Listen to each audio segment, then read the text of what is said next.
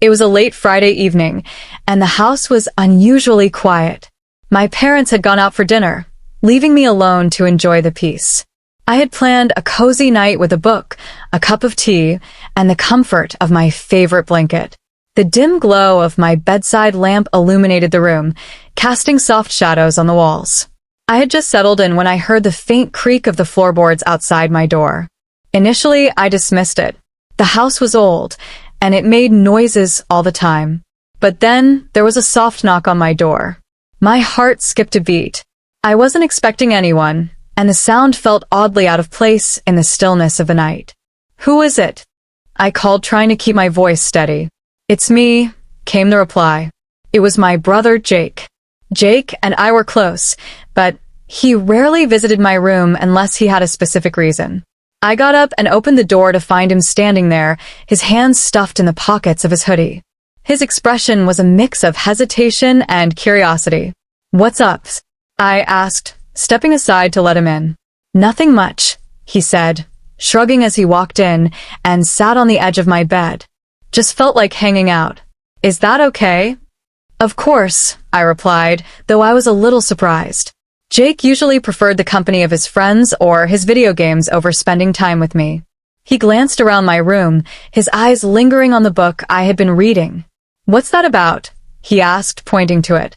"It's a mystery novel," I said, picking it up. "Pretty good so far."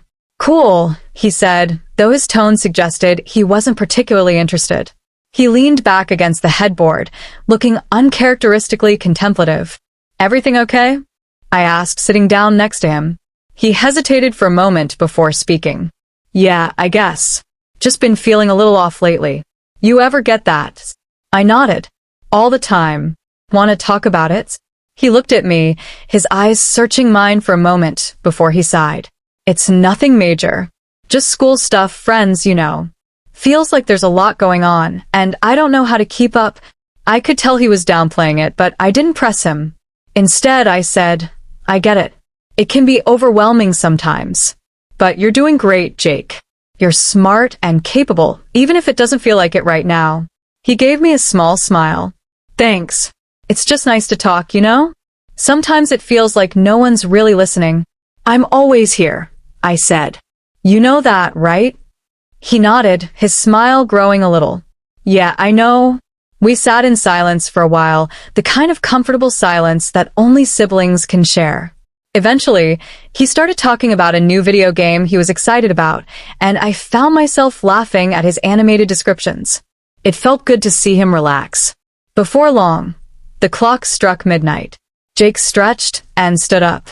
"I should probably head to bed," he said. "Thanks for letting me crash your alone time."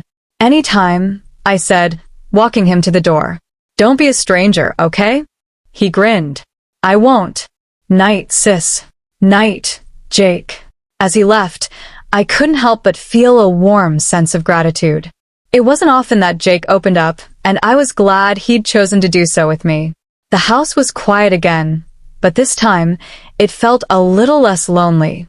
I climbed back into bed, my book forgotten as I replayed the conversation in my mind. Sometimes, the best moments are the ones you least expect, and tonight had been one of those moments.